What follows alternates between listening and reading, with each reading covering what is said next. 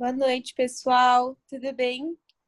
Muito bem-vindos. Hoje a gente está aqui com os convidados incríveis, Carol Lucena e Filipe Pitanga, para a gente falar um pouquinho sobre o tema cancelamento e ser autores um pouco polêmicos. Será que a gente deveria consumir as obras desses autores e artistas que são um pouco polêmicos, que já foram cancelados, né? Então, a gente vai discutir um pouquinho disso hoje.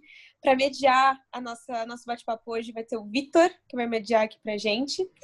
E lembrando que quem ficar até o final vai receber no e-mail um certificado com horas complementares desse nosso bate-papo aqui, tá bom? Agradeço muito todo mundo e bora!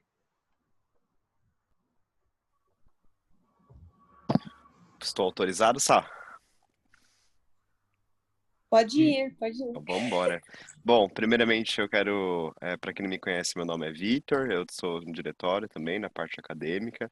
Eu estou muito feliz por ter me convidado para mediar uma palestra como essa, principalmente com as presenças ilustríssimas do Filipe e da Carol. Filipe, que eu me deparei, onde liguei a televisão, ele estava lá no Multishow, eu falei, nossa, que curioso, é o cara do Blade Runner. E então eu me sinto extremamente honrado, né? E principalmente por estarmos falando de um tema tão atual. E acho que para começar essa conversa, né, esse debate, a gente tem que estabelecer primeiro o que que é o cancelamento, né? Porque acho que o cancelamento, essa expressão cancelamento é uma daquelas expressões que surgiu na internet, né? Faz parte do vocabulário da internet. E eu queria perguntar tanto para o Felipe quanto para a Carol, o que vocês entendem como cultura do cancelamento, para a gente iniciar essa discussão. Quer começar? Não, pode ir. Quer que eu comece? Sim. Vamos lá, gente. Olha que eu ia vir com a minha caneca do Harry. Eu tenho coleção de caneca, né? Eu tenho centenas de canecas. Eu vim com a do Tubarão por causa da sociedade que a gente está no momento, né? O filme alude bastante ao que a gente está passando com o coronavírus. Você avisa, tem um tubarão no mar, as pessoas vão lá e entram no mar. Mas eu poderia ter vindo com a caneca do Harry Potter. Pena que eu não vim. Até já iria abordar o assunto. Mas o curioso é que eu sempre acabo ganhando a caneca de presente. Então tem gente que sempre escolhe ou tenta acertar qual é a minha escola. Então eu tenho caneca praticamente de todas as escolas, porque tem gente que acha que eu sou de cada uma delas. Eu tenho caneca de cada uma, talvez eu faça parte um pouquinho de cada. Vamos lá. Em primeiro lugar, eu não sei como vocês se pronunciam em relação à questão, mas ela é uma questão bastante séria. Eu trouxe algumas referências aqui até para que a gente pudesse falar sobre isso. A gente veio falar sobre Harry Potter e é inevitável atravessá-lo e recortá-lo a partir de uma afetação, porque ele vai ser afetado pelas crises subsequentes da sua criadora. Crises do extracampo, mas que estão inequivocadamente interligadas à motivação dela ao escrever, e a gente pode encontrar outros e novos significados a partir disso, e também, evidente, a posteriori. Ela já deu a obra para o mundo, então a obra é nossa, a gente faz o que a gente quiser com ela.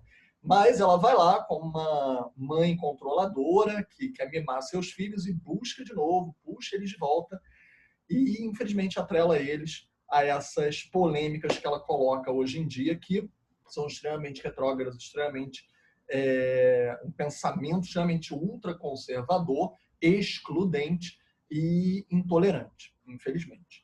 Então, em primeiro lugar, a gente não deve atirar no mensageiro. A questão do cancelamento, da política de cancelamento hoje, está sendo talvez acusada de ter levado a outros extremos. A gente está falando sobre o uso dela. Mas vamos tentar ver a raiz dela. A mesma coisa acontece, eu escrevi até um texto recentemente sobre isso, com alguns termos que se popularizaram e também ganharam muitas distorções. Sejam eles lugar de fala, representatividade, termos que têm um uso muito necessário. A gente pode agora falar sobre esses termos como polêmicas, mas eles defendem coisas que sempre existiram, como, por exemplo, lutar contra os privilégios, lutar por uma linguagem, uma estética revolucionária. A estética da arte deve ser revolucionária per si, pela sua essência, como já diria James Baldwin, que a frase dele foi muito replicada hoje em dia pela Madonna na última turnê dela, né? Então todo mundo passou a conhecer James Baldwin e por causa do excelente documentário Eu Não Sou o Seu Negro, do Raoul Peck. O James Baldwin já dizia que o papel da arte é perturbar a paz, que Madonna replicou em sua última turnê. O papel da arte é revolucionar. Então, quando a gente fala sobre isso, a gente tem que entender que a arte nunca foi um lugar de complacência. Complacência, reiteração do status quo, é publicidade, é propaganda, nada contra também. Publicidade pode ter um olhar opositivo e pode tentar vender produtos contra-hegemônicos, mas, em última análise, publicidade quer vender um produto. Não que cinema não tenha um pezinho na publicidade, de vez em quando tente vender um produto, ou seja, um produto, mas isso não o define, isso não o encerra como tal. Cinema é paralelo ao mesmo tempo que tenha tangentes com a publicidade, assim como com a propaganda. Como já dizia nosso grande educador Paulo Freire, eu repito isso à exaustão, porque acho que a gente está precisando ouvir essa frase mais do que nunca, a exaustão, tudo é ideológico. A questão não é se é ideológico ou não, é se a sua ideologia é excludente, se você não aceita o outro, se ela quer eliminar o outro, ou se a sua ideologia é inclusiva, se ela quer abarcar o próximo. Então, o cinema é óbvio que ele é ideológico. Propaganda é diferente de publicidade. Propaganda vem de uma ideia ideológica. Publicidade vem de produto, única e meramente. A propaganda, ela é por natureza ideológica. A propaganda nazista era uma ideologia excludente, que não tinha nada de inclusiva. Cinema também é ideológico. Então, quando a gente fala sobre esses termos, a gente, na verdade, sempre falou sobre eles. Ele só vem mudando, mutando de formatos, maneiras de aplicação, e sim, ok, podem levar a extremos. E a utilização deles pode ser distorcida, mas eles têm raízes históricas em termos que sempre existiram. Representatividade, lugar de fala e cancelamento querem falar sobre tentar desmistificar e desconstruir privilégios. Então, se o lugar de fala fala sobre quem pode falar, ele não está falando sobre quem não pode. Apenas que todas as pessoas também exercem um lugar de escuta. E será que a gente escuta todo mundo igual? Ou certos corpos têm predominância e outros têm, sim, deficiências na forma como seus direitos são atendidos na sociedade? Representatividade é a gente olhar ao redor, quando entra numa sala de aula como essa, que não é uma aula, é um debate, mas aqui todas são alunos ou professores ou estão em algum tipo de didática, de troca. Vocês olhem ao redor e vejam quantos homens tem, quantas mulheres tem, quantas pessoas brancas tem, quantas pessoas não brancas tem, quantas pessoas cis tem aqui, quantas pessoas não cis tem aqui. Ah, mas nenhuma pessoa que não esteja aqui não quis vir, é porque ela não quis vir. Será que ela não quis vir ou a vontade dela não é influenciada pela própria estrutura da sociedade? Então, quando a gente fala, por exemplo, sobre cancelar ou não a J.K. Rowling porque ela está sendo transfóbica, será que a voz transgênero sempre existiu? Mas o quanto ela é sufocada por questões hegemônicas que não a escutam e o quanto a J.K., num lugar de hegemonia, não esteja reproduzindo essa opressão e não usando no próprio lugar dela de escuta em tentar visibilizar ou ajudar a visibilidade, ou pelo menos não atrapalhá-la, de questões que já são questões minoritárias de direito na sociedade, como as questões transgêneres.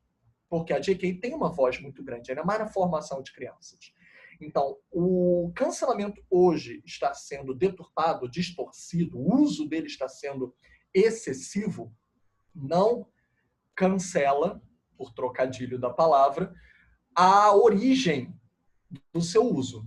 Como diria um grande amigo, pesquisador, Heitor Augusto, do site Urso de Lata, foi inclusive jurado nosso brasileiro, representando o Brasil no prêmio TED, no Festival de Berlim, no início desse ano. Um grande profissional, também produtor da Nicho 54. Procurem saber, Nicho 54, que está tendo um especial Nicho Novembro. Procurem o site Nicho Novembro, vocês vão ver muita coisa legal. O Heitor sempre fala como cancelar aqueles que sempre foram cancelados.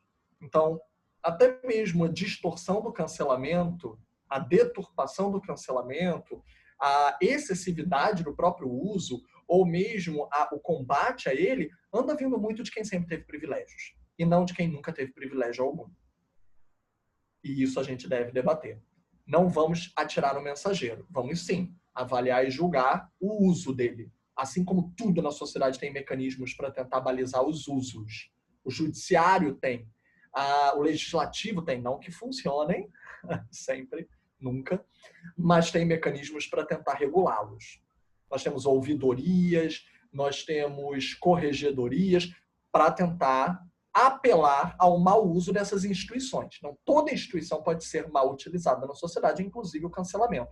Agora, são duas coisas diferentes, né? A questão, eu acho que não é necessariamente cancelar. A questão, eu acho que ela é uma resultante. A própria palavra cancelamento ela foi resultante de inúmeras outras pesquisas e pensamentos, como outros que eu já falei hoje. Que a arte tem que ser revolucionária, tem que representar algo, tem que ter representatividade, tem que ter lugar de fala, lugar de escuta. Então, o cancelamento ele foi uma resultante, é muito mais a consequência do que a causa da ação. Então, vamos tentar prestar muito mais atenção na causa, apesar da consequência estar sendo deturpada e distorcida. Sim, está também. Mas existe uma razão pela qual algumas pessoas começaram a ser canceladas. Então, não vamos desmerecer a luta que representa, que está por trás de alguma dessas causas. Apesar de que, assim, o que hoje em dia a gente chama... Uma coisa é cancelamento, outra coisa é a cultura de cancelamento. São duas coisas diferentes. A cultura de cancelamento anda representando essa elação da internet. Um pouco exacerbada, talvez, um pouco condenatória. Algumas pessoas assimilam a caça às bruxas. Pode ser que também esteja ocorrendo isso e a gente não deve deixar de ser crítico a essas exacerbações do uso de um poder, que não deixa de ser um poder. Carol? Bom, o que eu entendo como cultura do cancelamento, né? É basicamente um pouco também o que o Felipe já falou, que a cultura do cancelamento é uma coisa que sempre existiu, né? É muito natural da sociedade, das comunidades quererem excluir as pessoas ou até certos grupos que não são considerados dentro das normas, né, daquela sociedade, que são considerados amorais ou errados de alguma forma. E o que a gente hoje, na verdade, chama de cultura do cancelamento, né, esse termo assim, que está sendo usado muito no mundo da internet, né, como o Felipe falou, me parece mais que é um incômodo das pessoas que sempre foram poderosas e que agora estão, de uma certa forma, experimentando como é ter suas ideias ou até a sua posição de poder questionadas, né? Porque as pessoas que sempre tiveram menos poder ou estavam marginalizadas, elas meio que sempre, de uma certa forma, foram canceladas, estavam nessa posição de exclusão. Né? Então, quando a gente começa a ouvir muita gente falando é cultura do cancelamento, é porque as pessoas que têm poder, têm inclusive uma plataforma para poder disseminar suas ideias, estão incomodadas com um certo backlash, né? Por alguma atitude que tiveram, né? Etc. Às vezes até crimes, né? A gente está falando em relação a J.K. Rowling, a autora do Harry Potter, foi uma coisa mais de discurso, né? E tem outras pessoas no mundo artístico né? E outras coisas no geral que cometeram verdadeiros crimes. E mesmo assim, né, foram canceladas de uma certa forma, mas não a ponto de conseguir perder até a própria posição de poder. Né? Então, é muito interessante pensar até como o sistema de justiça que as sociedades inventaram é uma forma mais refinada de tentar aplicar penas justas para os casos que a sociedade considera errados, né? Em vez de só excluir permanentemente o indivíduo que está sendo considerado errado, o sistema de justiça foi inventado para avaliar melhor o caso, né, ver todas as evidências e conseguir, né, aplicar uma pena considerada justa. Então, pelo menos no mundo artístico agora, que a gente está tendo essas discussões muito presentes em relação Assim, não é coincidência que esses casos que a gente está discutindo são em relação a mudanças de paradigma na sociedade. São questões sociais, questões de direitos humanos, e como ainda não são contempladas completamente no sistema de justiça que a gente tem, a justiça não vai dar conta delas. A justiça não tem nenhuma lei, nenhum paradigma, e nem juízes e pessoas assim, que compartilham dessas visões para poder julgar esses casos. Então, já que eles não são julgados, a própria sociedade, né, se vê na obrigação, digamos, de fazer aquela justiça com as próprias mãos, de tentar boicotar o artista, de tentar tomar alguma atitude para que esse artista seja considerado, né, seja pelo menos questionado de uma certa forma, né? Então é esse vácuo entre o que já conseguimos colocar nas nossas instituições e o que a gente ainda está construindo. Por a gente estar construindo, ainda não está estabelecido, né? Inclusive, o próprio fato desses assuntos serem polêmicos já são uma indicação de que as próprias pessoas tentando decidir, né, o que é justiça e o que não é, ainda não chegaram num consenso. Tem muitas pessoas envolvidas com vários tipos de opiniões diferentes, dentro dos próprios movimentos sociais, né? Esses movimentos não são completamente homogêneos. Então, enquanto a gente não tiver esses consensos, né, que levam um tempo para ser construídos, a gente vai continuar tendo polêmicas, vai continuar tendo reações, e aí vem outro grupo que fala, não, isso foi demais, não, temos que fazer menos, etc, etc, até entrar nos consensos, virar lei, e aí começar a ser aplicado de verdade, assim, né? Então, esses casos acho que se encontram nesse limiar aí.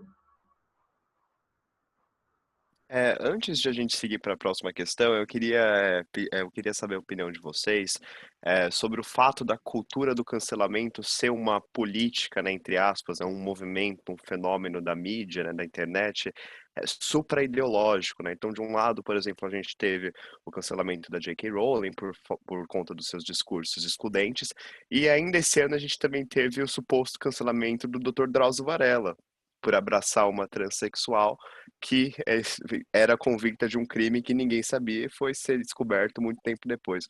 Vocês acham que a cultura do cancelamento ela está servindo como um instrumento supra-ideológico para a gente impulsionar políticas de qualquer lado, tanto da direita quanto da esquerda?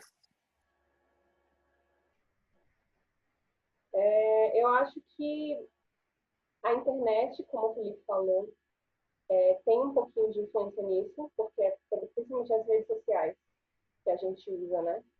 Elas foram programadas de uma forma para priorizar engajamento. E se descobriu que o que dá engajamento é medo e raiva, né? Basicamente. É isso que deixa as pessoas mais engajadas, passando mais tempo nas redes. Então, os algoritmos dessas redes priorizam e disseminam discursos que incitam muito esse tipo de reação nas pessoas. Então, né, eu acho que, de uma certa forma, acaba piorando a reação da população, assim, né, das pessoas.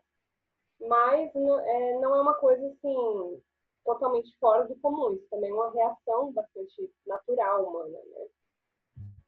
A gente tem que pensar só nessas coisas, tipo, aquela coisa de buscar o equilíbrio, né, de uma certa forma, que sempre é, assim, o caminho mais cauteloso praticamente todas as instâncias. Qual o equilíbrio? Até onde a gente pode ir e que vai ser saudável para resolver esse tipo de questão ou não. Por exemplo, quando teve, em 2017, que teve aquele escândalo do produtor Harvey Weinstein, que deu início a uma discussão muito grande no cinema, principalmente no cinema americano, né, sobre abuso sexual, tratamento das mulheres na indústria e tudo.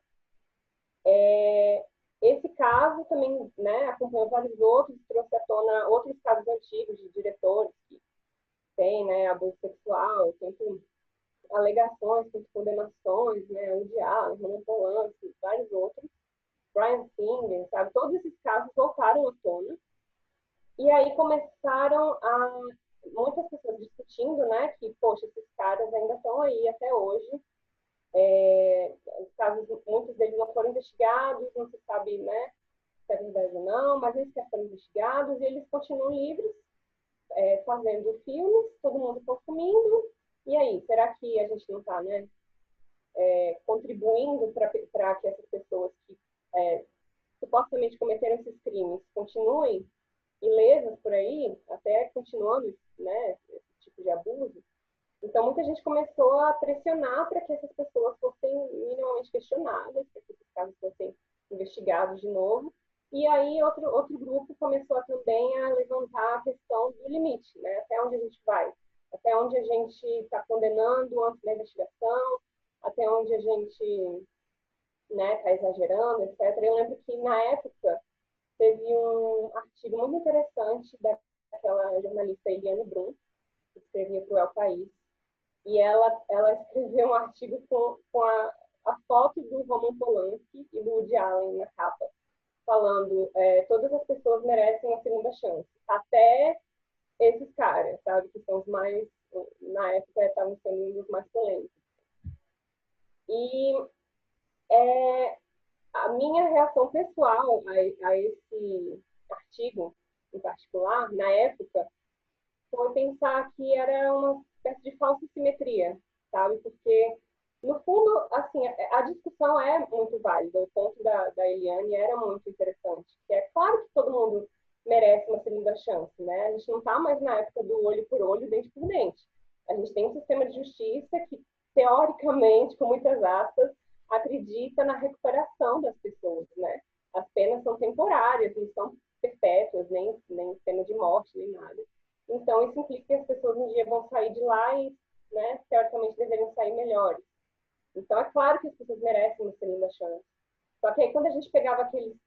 por exemplo, no artigo, ela pegou alguns desses casos extremos de pessoas que não tinham sido, né, investigadas ou foram investigadas e condenadas, como Polanski na época, né?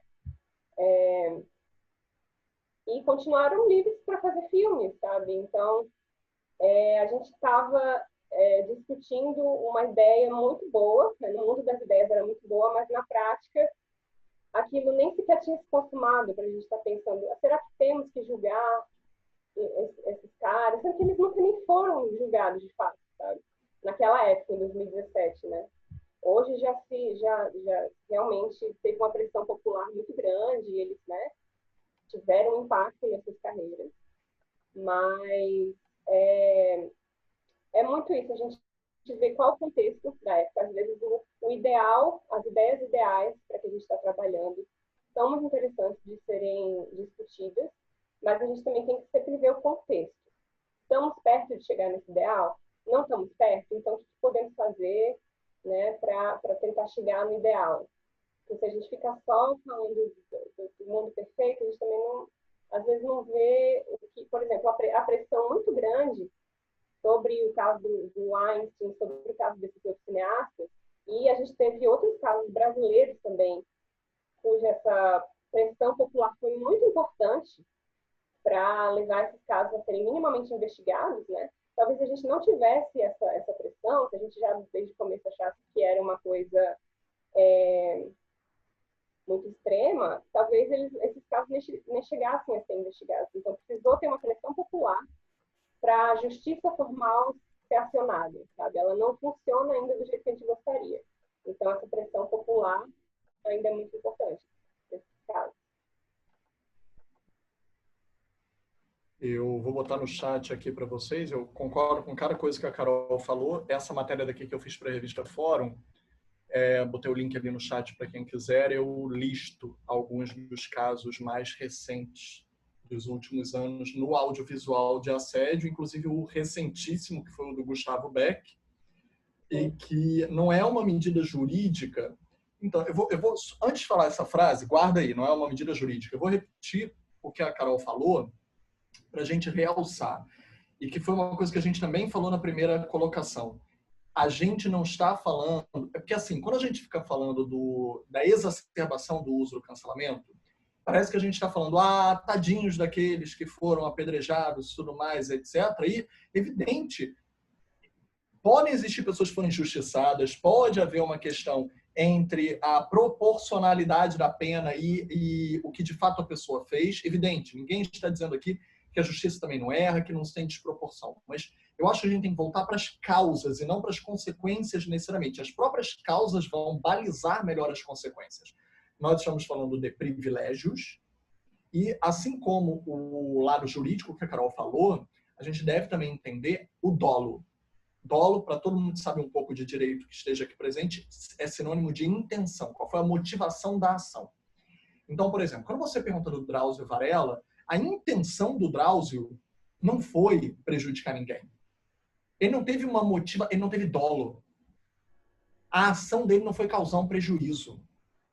Ele, infelizmente, incorreu numa questão de um erro de julgamento que ele não tinha prévia ciência, mesmo que talvez no lado jornalístico, inclusive, que antepara ele, talvez tivesse tido que haver uma pesquisa, mas, inclusive, condenar a pessoa que ele abraçou por causa dos crimes que ela cometeu ou deixou de cometer, mais uma vez, reitero o que a própria Carol falou, nós temos um Estado extremamente execucionista, que não pensa necessariamente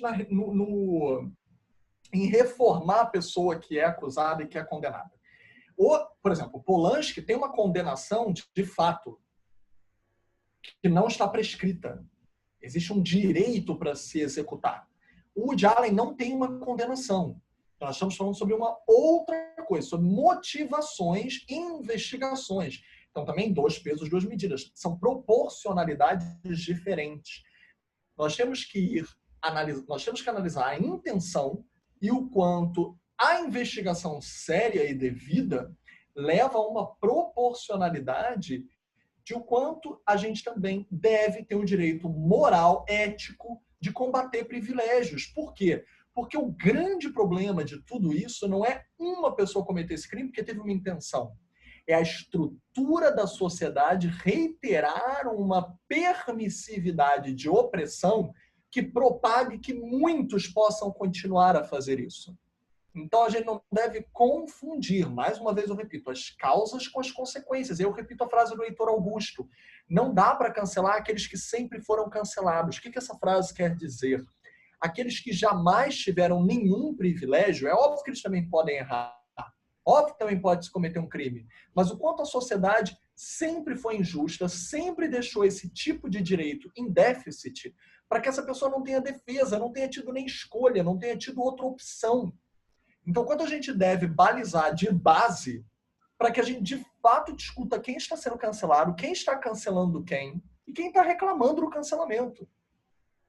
E mais do que isso, aí eu reitero a palavra da Carol mais uma vez, nós estamos falando também sobre, se é para falar sobre reparação dos erros, qualquer pessoa é digna de perdão, a Bíblia já dizia isso, em inúmeras outras religiões, vamos analisar não só a intenção na hora do ato que prejudicou terceiros, ou até que possa ser um crime, como a intenção por trás da reparação. Se essa pessoa de fato quer reparar os erros dela. Se ela reconhece, pede perdão e vai agir no sentido de reparar esses erros. A J.K., ela no momento está no olho do furacão, porque ela não só não se arrepende, não compreende porque está sendo acusada, ou finge que não compreende, ela permanece com antolhos, porque ela quer, e ela acha que esse ponto cego não a alcança. Apesar de que ela tem algumas justificativas para estar se pronunciando como está, ela tem, eu e Carol vão poder desenvolver isso depois um pouco mais, ela tem algumas declarações que ela até demonstra alguma coerência dentro de uma linha lógica do que ela pensa. Isso não quer dizer que essa coerência dela ecoe ou ressoe na coerência das expectativas sociais atuais, que demonstram que ela não se arrepende, que ela não tem outra... Ela não tem segundas intenções. Não é bem essa expressão, vamos mudar essa expressão. Ela não é porque eu pensei em second thoughts, perdão, pensei em inglês e em português não é a mesma coisa. Ela não vai pensar de novo. Ela não está pensando em se arrepender. Ou em tentar reparar para aqueles que ela prejudicou, mesmo que a intenção não fosse prejudicar. E isso, infelizmente, faz com que o dedo ainda permaneça na ferida. Muito pelo contrário, ela vai lá e faz mais obras em que ela não só reitera isso, como diz, é isso mesmo. E aí a ofensa permanece. É um crime continuado. Vitor? Opa! O pessoal me falou que, como eu estou em 2 pontas, né, não está aparecendo minha câmera quando eu falo. Não, tá sim, eu tô te vendo aqui falar assim pleníssima. É, Bom, eu vou encaminhar para a próxima pergunta. Na última questão, o Felipe, ele colocou nas entrelinhas uma frase que eu gosto muito do escritor do Roland Barthes, né? Que ele fala que a partir do momento que uma obra é escrita e publicada, ela é solta no mundo e não faz mais parte do arcabouço, né? Da responsabilidade do autor. Mas atualmente a gente percebe que talvez da mesma forma que é uma ideia bonita, né, no mundo das ideias, na realidade não funciona. As pessoas acabam não separando a obra do autor. Então, uma matéria que eu gostaria até para fundamentar essa pergunta, trazer aqui, foi o caso desse ano que o próprio Polanski, né, ele ganhou o prêmio César na França, né, pelo filme J'accuse, e muitos manifestantes se apresentaram lá na premiação para não deixar ele receber o prêmio, né? Eu queria saber a opinião de vocês. Vocês acham que a gente acaba, que o ser humano não consegue naturalmente diferir a obra da criação, do criador, né? A criação do criador? bom, eu tenho uma opinião bem formada sobre isso. Que, assim, eu acho que é possível separar a obra do artista, até porque, imagina, a gente consome até hoje obras de autores milenares, né, que viviam de uma forma completamente diferente da que a gente vive hoje. Obviamente, os parâmetros éticos não eram os mesmos, mas a gente todo o nosso conhecimento humano, tudo que a gente fez é uma acumulação, né, histórica. Então, meio que até essa própria, esse próprio conceito de o autor, a propriedade do autor sobre sua obra também não é uma coisa tão antiga, né? É uma coisa basicamente mais recente, né? Depois do Nascimento, no mesmo século. Então, a gente tem obras históricas antigas que nem sequer tinham autor, porque na época não se tinha esse conceito de alguém assinar, alguém ter a propriedade, né? Isso foi uma coisa que foi evoluindo mais recentemente. E hoje a gente tem toda a parte comercial, direitos autorais e tudo. E aí eu acho que esse contexto atual influencia muito, porque principalmente para autores que ainda estão vivos, né, e que eles literalmente lucram, eles vivem com os frutos do trabalho deles, né, as obras, os livros, os filmes, etc. Então, eles dependem do consumo das obras deles para ter dinheiro, basicamente. E as obras conferem não só o dinheiro, mas também o prestígio social, né? Você acaba você sendo um artista premiado, um artista conhecido, isso confere status para você, isso confere importância para você. Então, e aí também confere uma plataforma muito maior para você conseguir disseminar suas ideias e que às vezes são consideradas terríveis, né? E esse é o problema, é exatamente o problema que o Felipe estava falando em relação a J.K. Rowling, que ela tem plataforma de milhões de seguidores, além do público que consome as obras dela, que lê as obras, né, os livros que ela escreve. Então, ela tem um poder descomunal de comunicar as ideias dela, né? Então, só nisso daí é uma questão problemática. O negócio do Polanski, por exemplo. Esses cineastas, né, que são abusadores, cometeram crimes, etc. e tal, eu acho uma questão assim, eu fico até, não sei, para mim não deveria nem ser discutido, porque se a gente ainda está discutindo, quer dizer que a sociedade ainda não entrou em consenso que é abuso de mulheres e de homens também, né? Tem cineastas tipo Bryan Singer ou aquele ator Kevin Spacey, que abusaram de homens, né? Então, se a gente ainda está debatendo isso, quer dizer que a sociedade não entrou em consenso, né, exato sobre se o que eles fizeram é grave o suficiente, né? Como o Filipe falou, o Polanski foi condenado nos anos 70 e fugiu para a França e está até hoje fazendo filme, sendo premiado. Às vezes ele não pode nem ir nas premiações, mas ele mesmo assim recebe prêmio, ou seja, ele não foi cancelado o suficiente para, né, ficar completamente excluído da sociedade artística. Ele ainda está lançando filme, o pessoal vai assistir filmes dele, a crítica ama os filmes dele, o público assiste. Então, né? E eu acho que isso diz muito sobre quem ainda tem poder na sociedade, né? Por isso que é muito importante a gente poder, em primeiro lugar, ter essas discussões, porque quem está no poder sempre quer impedir que essas discussões aconteçam, né? Quem está no poder nunca quer sair do poder, nunca quer ser questionado. Então, se a gente está tendo essas discussões, é uma ameaça, né? Por isso que a cultura do cancelamento atualmente é considerada uma coisa muito perigosa. Não porque ela não existia antes, ela sempre existiu. Mas porque agora alguns alvos estão sendo as pessoas poderosas e elas estão com medo, claro, elas não querem, né, fazer parte disso, serem os alvos, né? Elas querem só cancelar os outros, né? Tem uma pergunta aqui que o Bruno colocou no chat que eu acho que se relaciona com isso, em relação a fake news ou a bola de neve, né? De que... Eu vou ler aqui. Posso ler? Você se importa? Aí eu já emendo com o Felipe. Existe uma relação entre a cultura do cancelamento e as fake news? Devemos sair opinando sobre tudo e sobre possível cancelamento, mesmo sem ter conhecimento sobre? Isso não pode gerar um problema em efeito bola de neve, ainda mais na internet? Então, você quer falar, Felipe? Aí depois eu continuo. Eu acho que a Carol tocou num assunto urgente e importante. O cancelamento ele sempre existiu, só que ele sempre cancelou as pessoas hipossuficientes, os direitos minoritários, sempre se cancelou pessoas pobres, pessoas com recortes específicos sociais, étnico-raciais, de classe, de território. Então, sempre se cancelou. A palavra começou a virar uma questão quando começou a cancelar pessoas poderosas, quando o coletivo popular começou a cancelar pessoas poderosas. A fake news, assim como todos os outros termos que a gente já usou, hoje também é polêmica.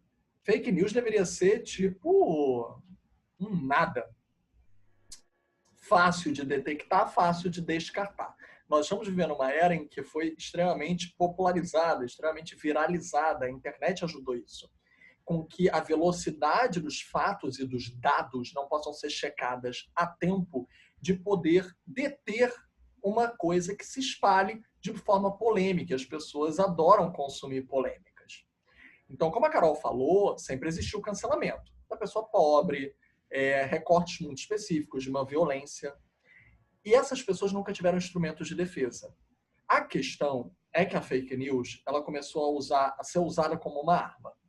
Existem pessoas que, sem querer aqui entrar em questões partidárias, tudo é político, mas eu não vou ser partidário, mas eu não estou aqui inovando, eu não estou aqui emitindo uma opinião pessoal apenas, eu estou apenas evocando manchetes, dados públicos, mas existe uma boa parcela do poder público que começou a se alimentar das fake news e, inclusive, a serem eleitas a partir delas.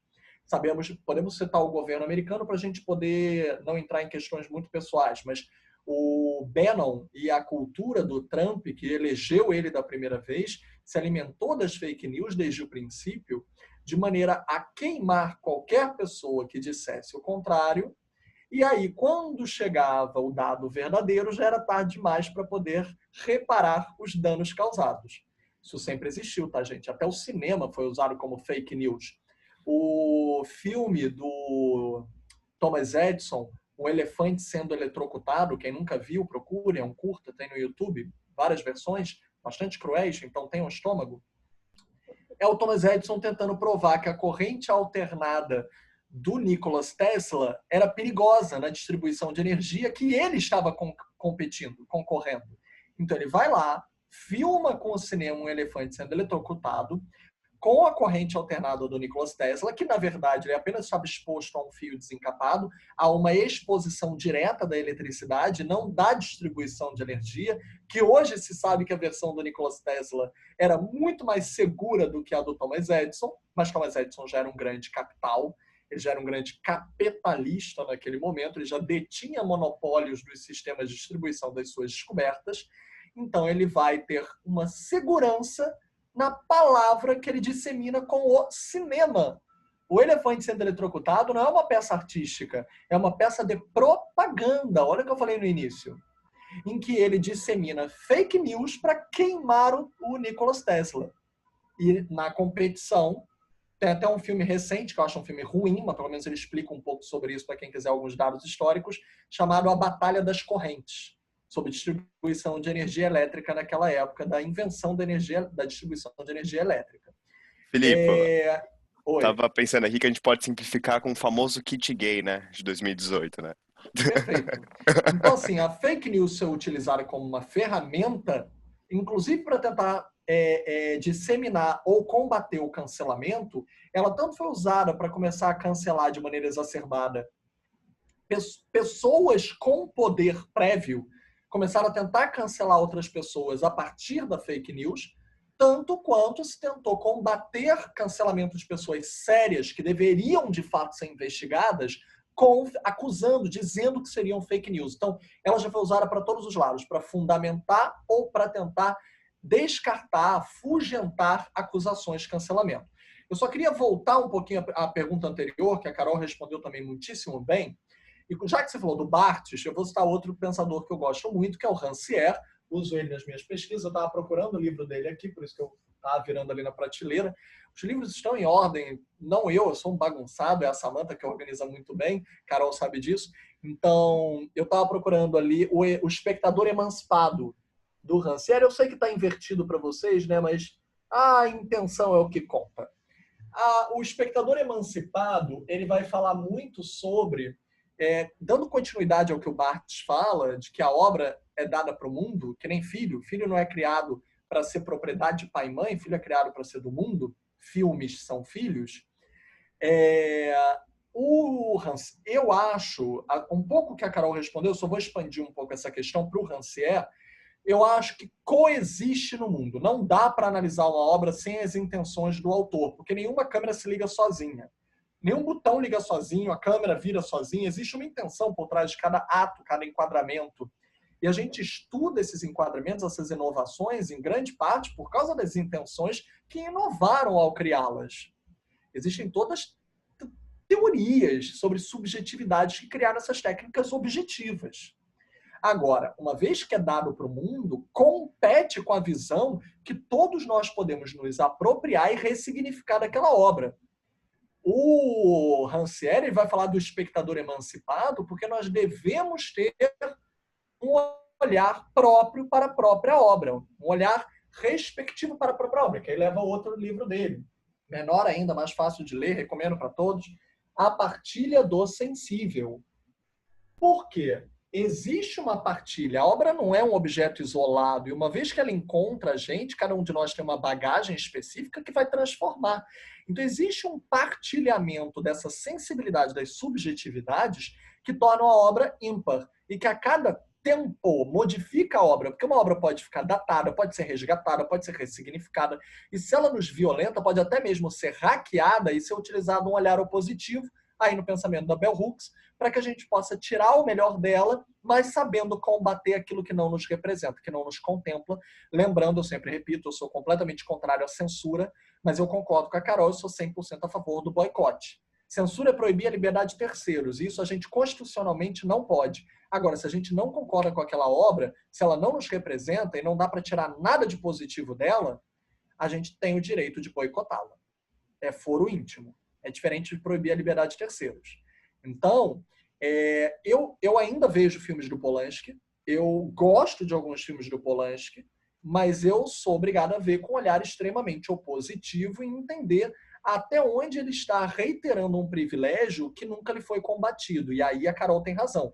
Quantas novas visões de mundo a gente poderia ter se financiasse tantas outras pessoas atinadas aos anseios atuais, que ele, pelo privilégio que ainda detém, continua centralizando e não necessariamente fazendo algo para combater os vícios dos prejuízos causados, dos danos causados, a partir de uma estrutura que o seu privilégio reitera.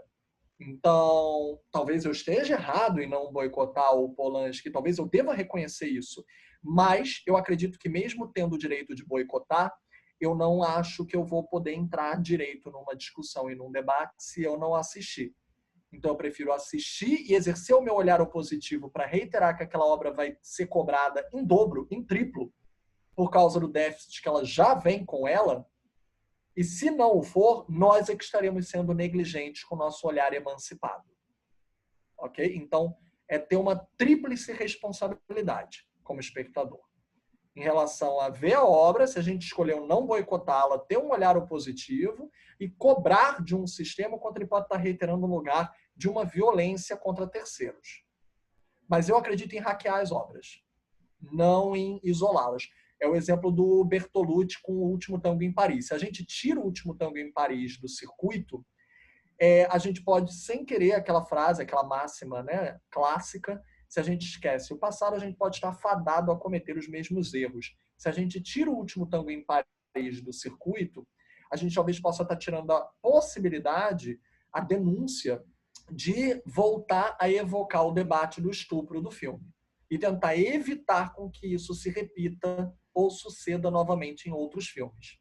Não quer dizer que isso vá acontecer, mas se a gente tirar totalmente a possibilidade de debate e começar a esquecer, a gente pode, sem querer, deixar um lugar propício para que se reitere a acontecer. Mas eu acho que a gente tem uma responsabilidade maior ainda de voltar a exibir o filme. Eu acho que ele não pode ser exibido sem debate, sem um olhar positivo. Eu concordo com vários pontos. Eu entendo essa separação entre a sua atitude individual e a atitude conjunta, né? Que acho que é mais ou menos o que você está querendo falar, Felipe. A minha atitude pessoal é assistir filmes, por exemplo, tem cineastas, e isso, inclusive, eu acho que é muito difícil do autor não colocar na sua obra os seus pensamentos, as suas ideologias, né? A arte é feita disso, basicamente, né? Então, se a J.K. Rowling tem pensamentos transfóbicos, é muito difícil que isso não apareça nas obras dela, como a gente viu, principalmente nas obras mais recentes que está aparecendo.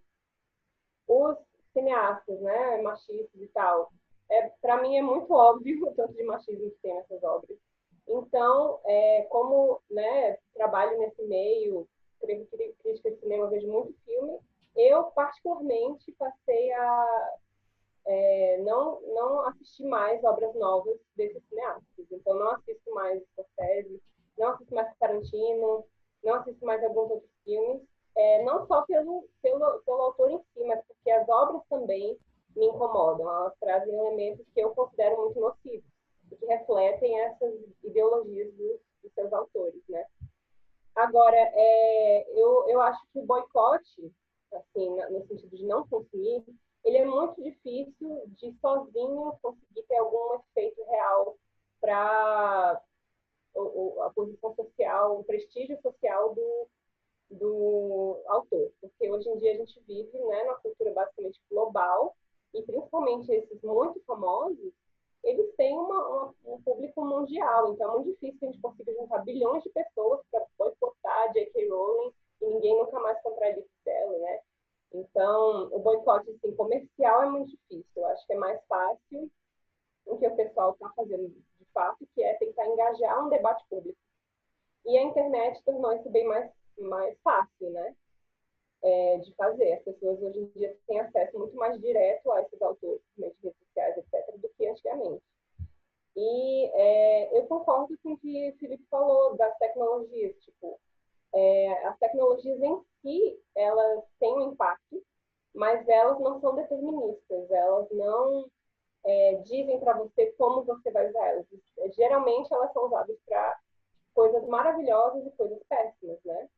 As tecnologias do começo do século XX permitiram, né, as tecnologias de comunicação em massa, rádio, telégrafo, a televisão, né, o próprio cinema, eles permitiram que fossem produzidas obras que se comunicavam com a população inteira.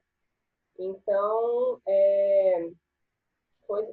fizeram, né, com essas tecnologias foi possível criar obras maravilhosas, ter um sistema jornalístico, né, uma imprensa muito forte, que, né, melhorou muito a sociedade, mas, ao mesmo tempo, essas mesmas tecnologias foram usadas para propaganda, né, Hitler e Mussolini usaram o rádio para espalhar suas ideias, o cinema americano, né, e o cinema alemão, e muitos dos cineastas que eram propagandistas na época, né, faziam filmes exatamente para promover os governos da época, inventaram muitas técnicas fantásticas que são usadas até hoje no cinema, criaram uma linguagem cinematográfica, né? Então, a tecnologia em si, ela não determina o que a gente vai fazer com ela.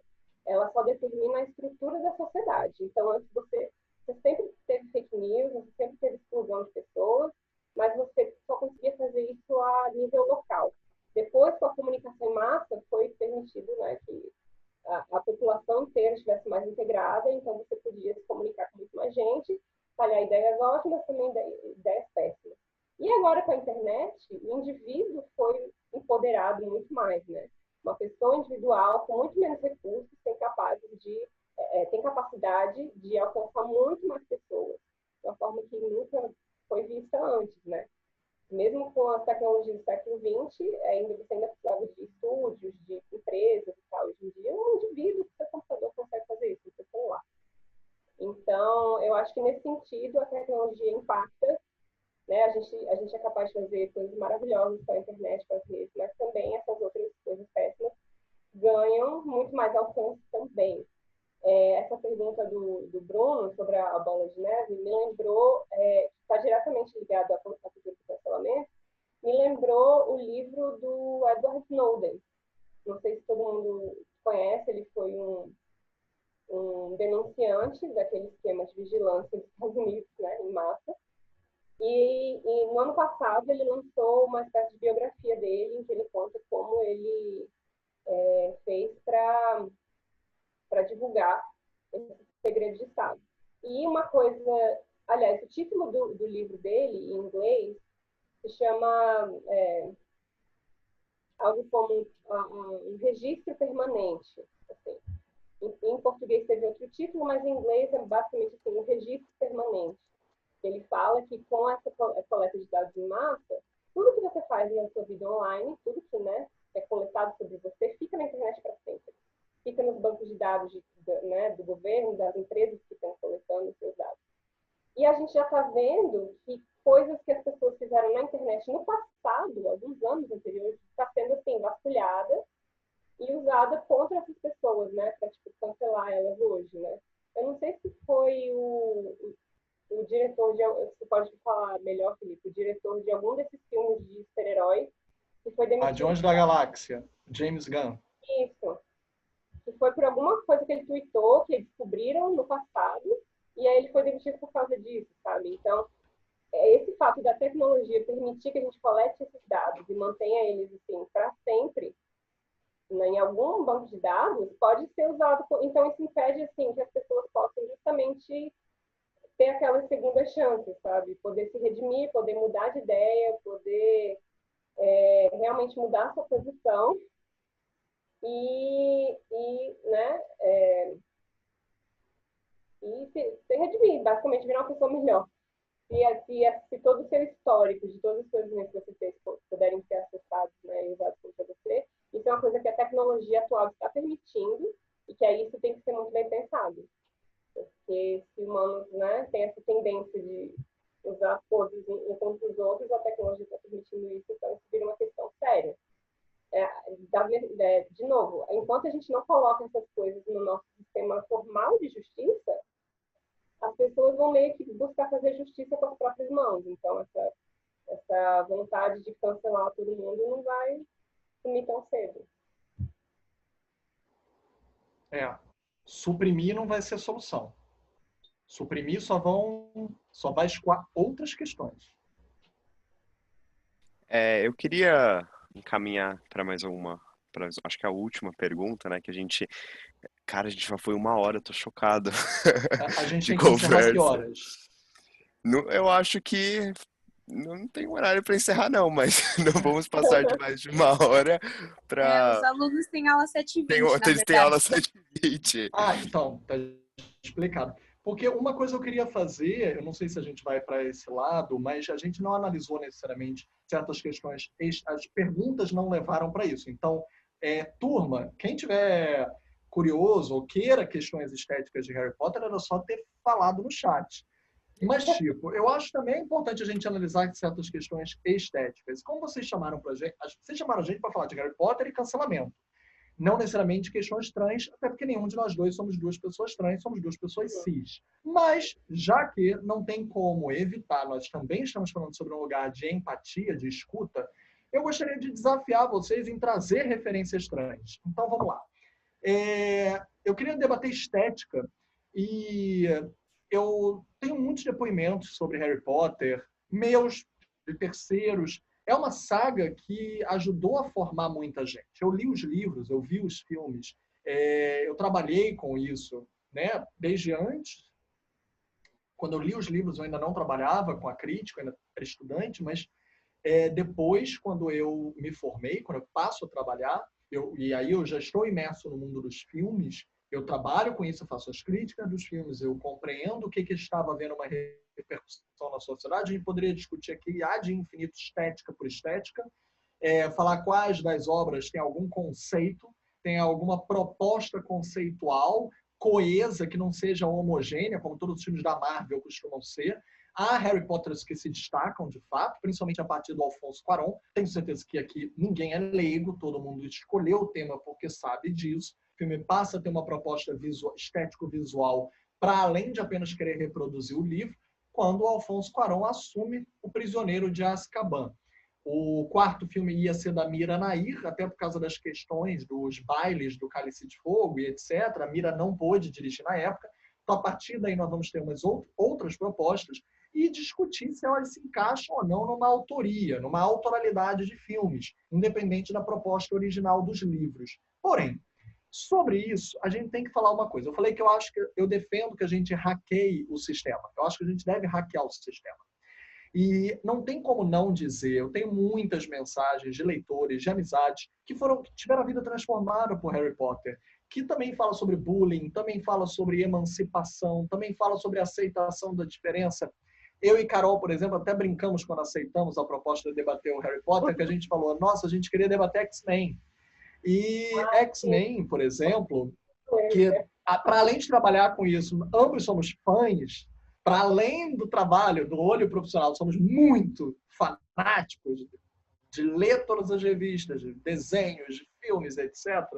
Assim como eu também sou de Harry Potter, até gravatas das escolas eu tenho. Os X-Men sempre falaram sobre intolerância. É óbvio que pode ter sido já escrito ou desenhado para alguém que tenha sido racista, para alguém que tenha sido homofóbico, mas a mensagem dos X-Men sempre foi sobre combater a intolerância. E a mensagem do Harry Potter era nobre, ela sempre falou sobre emancipação, sobre uma educação que se fala, que vai além da família sanguínea, porque a maior parte dos conflitos propostos pelos filmes e livros são sobre buscar uma emancipação própria, uma família por eleição, por escolha.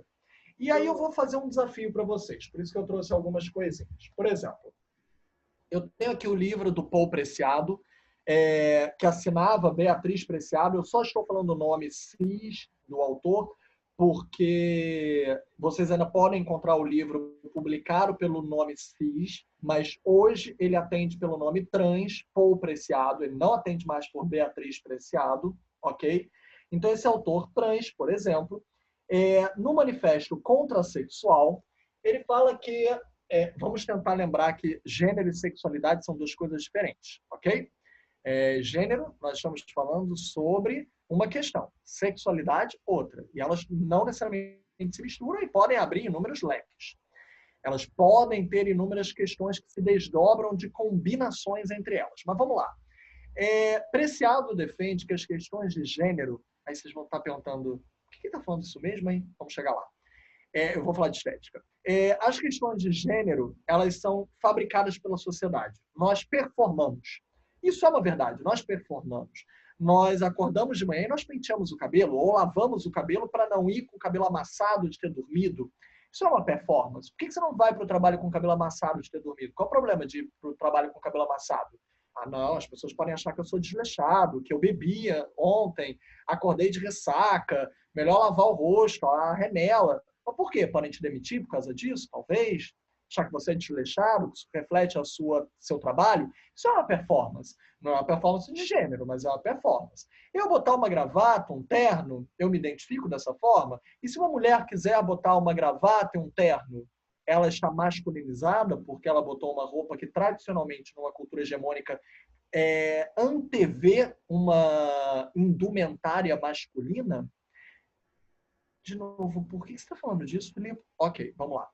Nós estamos falando de Harry Potter, que vai se encaixar perfeitamente na teoria de Paul Preciado. Paul Preciado vai dizer que não só o gênero é uma performance social, como nós, vou usar a palavra da Carol perfeitamente utilizada, nós usamos de tecnologias para performar os nossos gêneros. Então, eu sei que eu sou homem, se eu falar um pouco mais assim, as pessoas talvez tenham um pouco mais de respeito, porque eu estou falando com uma voz um pouco mais impostada, como se eu fosse locutor de rádio ou do Jornal Nacional.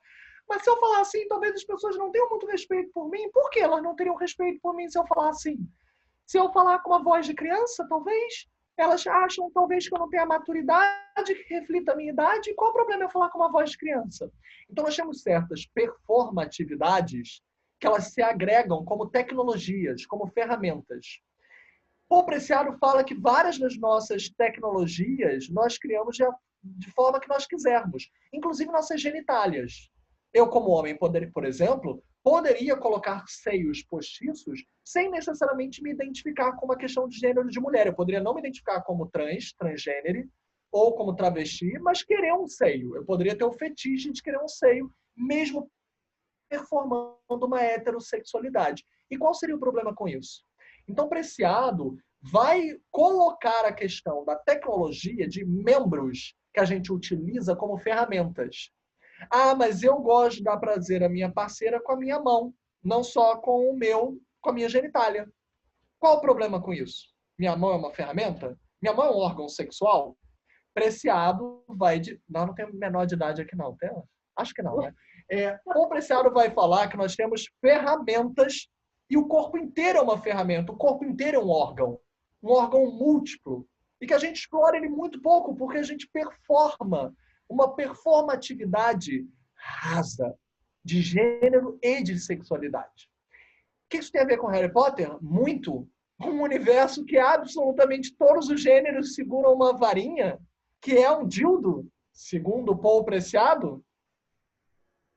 Todas as pessoas, para performar socialmente, ter uma potência, seguram um dildo para ter um poder, para ter uma comunicação, para ter um diálogo na sociedade.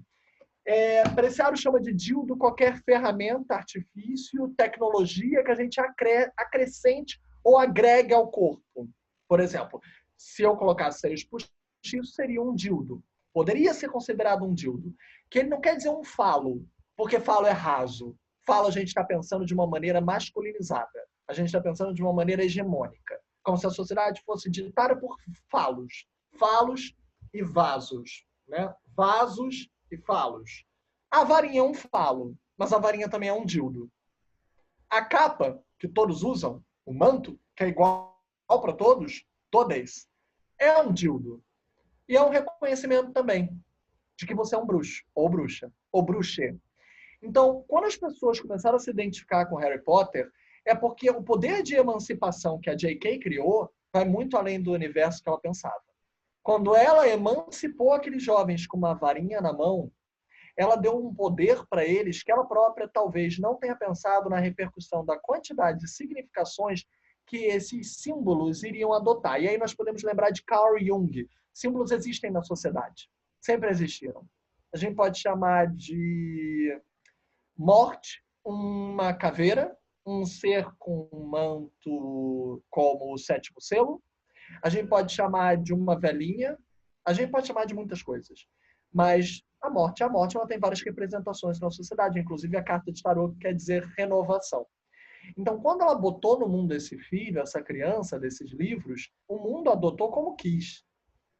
Para mim, o maior problema começou com as adaptações de Animais Fantásticos. Não só em termos de storytelling, de narrativos, que eu sou completamente contra. Para mim, Animais Fantásticos está para o Senhor dos Anéis como Hobbit está para o Senhor dos Anéis. Concordo Eu adoro plenamente. o livro do Hobbit.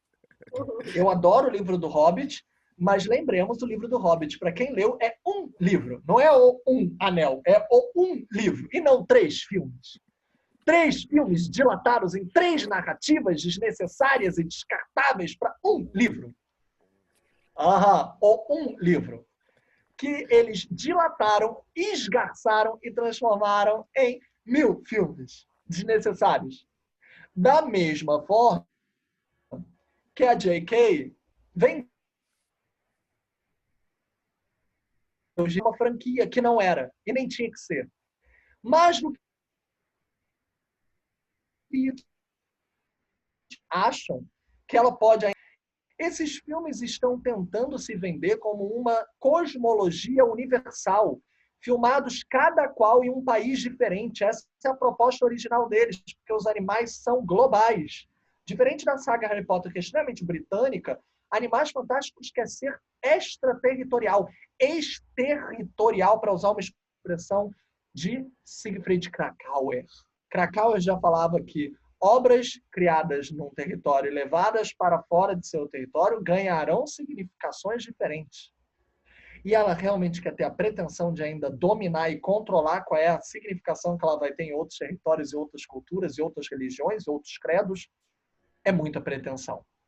Por isso, eu acuso ela, sim. Acuso pelo erro de tentar dominar uma visão unidimensional, rasa e superficial da potencialidade dos símbolos das obras dela. Carol? Uau, não tem como competir nessa análise aí.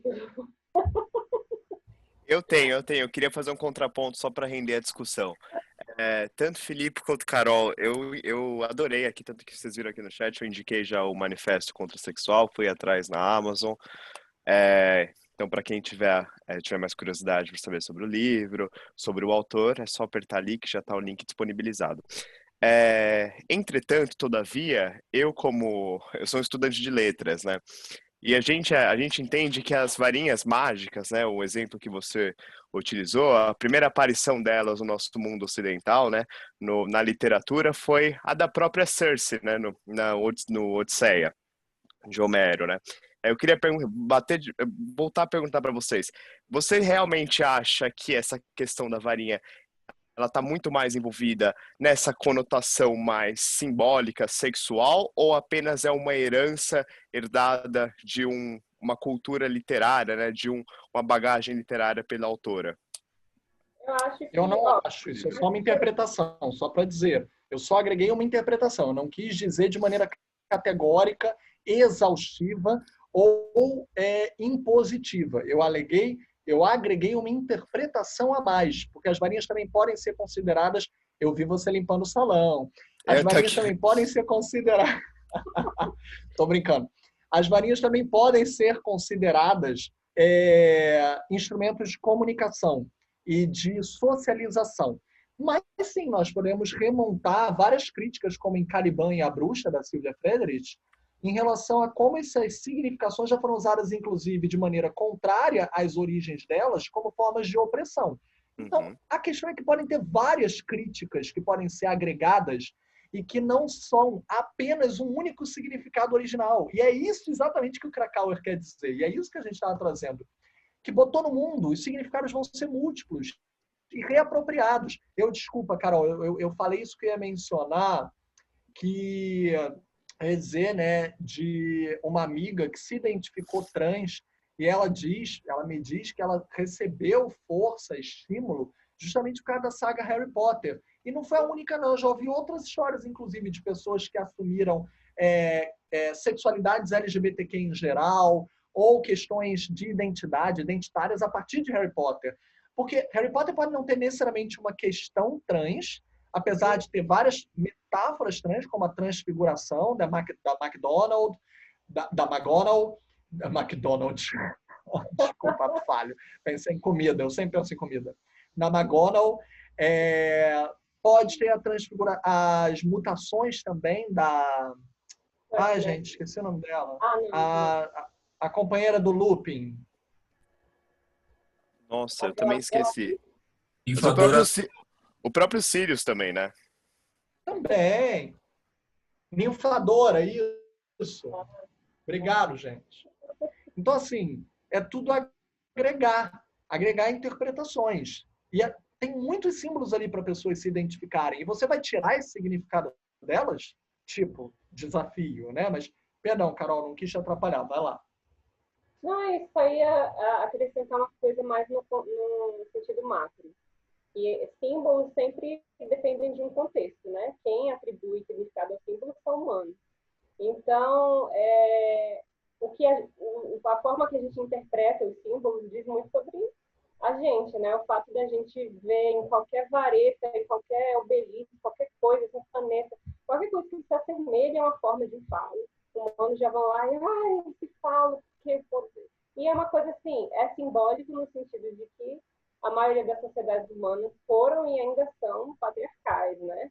O homem sendo exercendo poder na maioria das sociedades. Então, também se torna um símbolo de poder porque homens exercem poder nessa sociedade, né?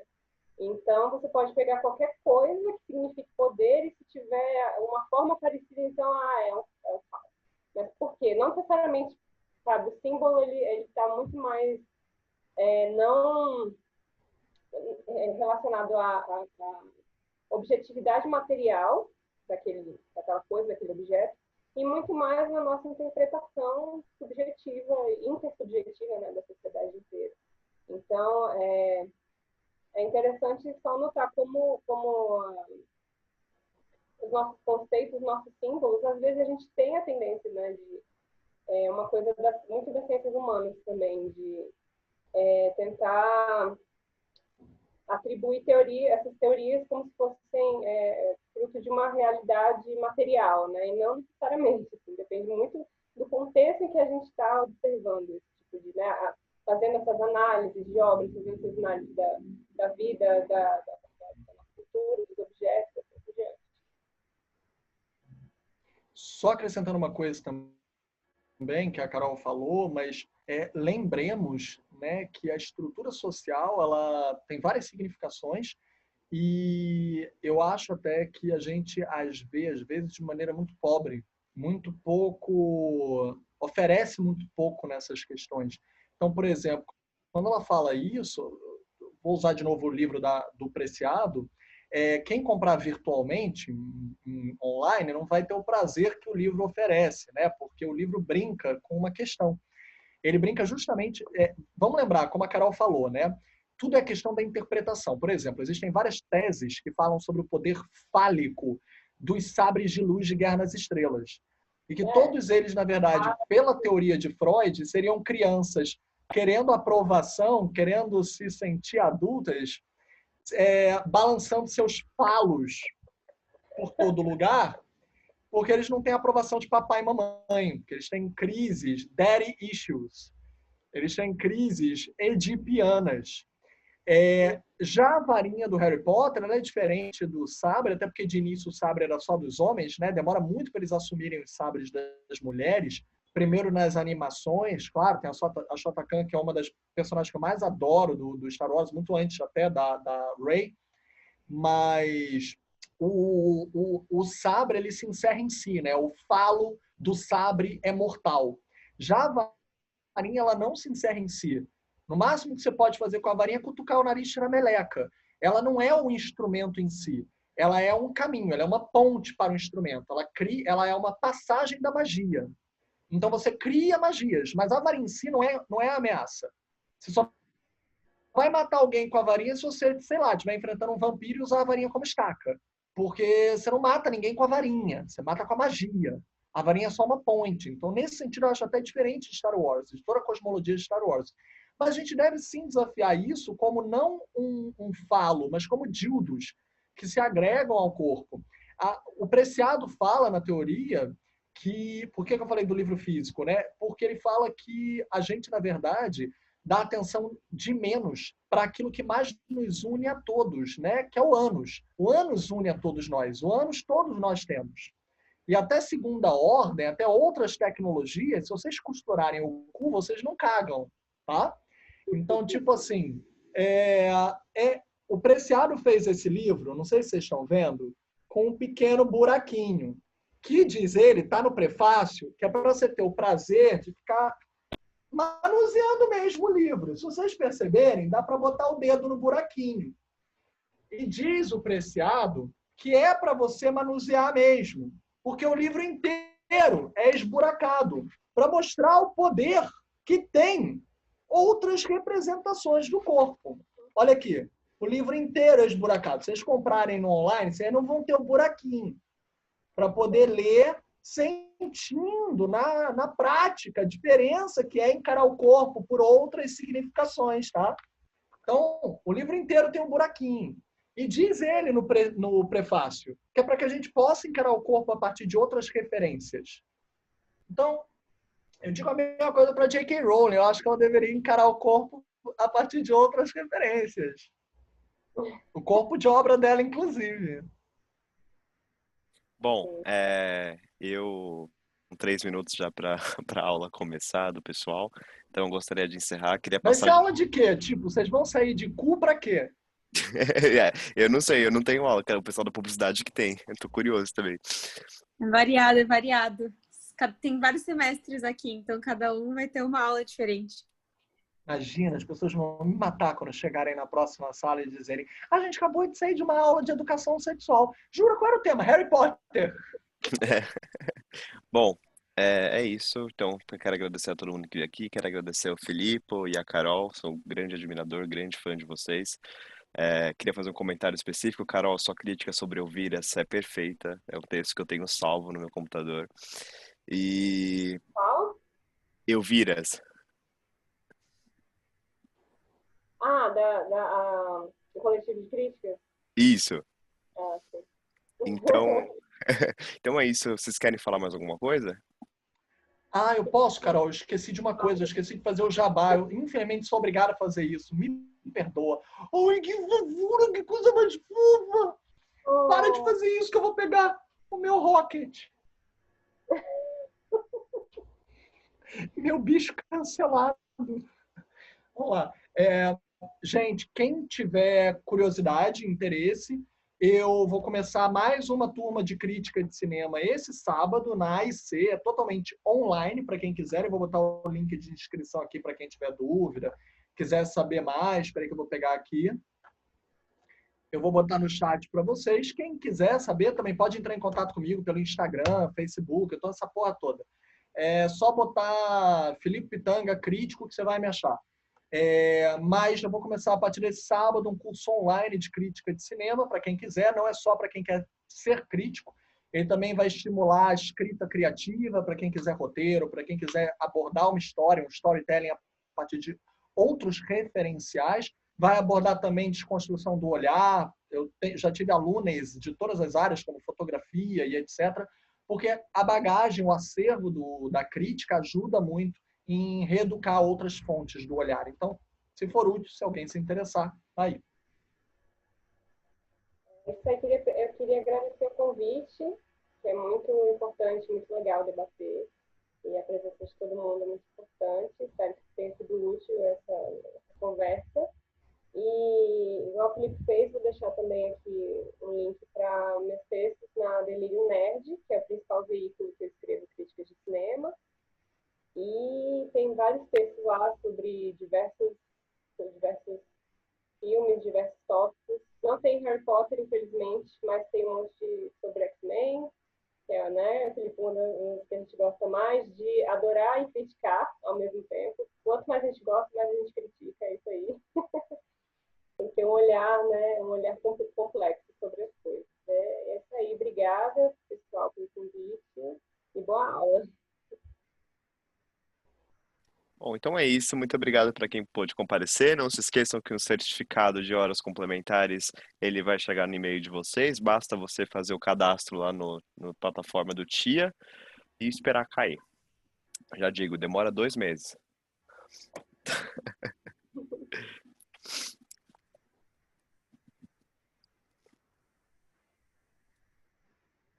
Eu tava mutado. Bom, gente, obrigado pela presença de todos. Mais uma vez, Felipe e Carol, muito obrigado pela presença. É isso, gente. Boa aula para vocês. Até a próxima. Tchau, tchau, gente. Obrigada.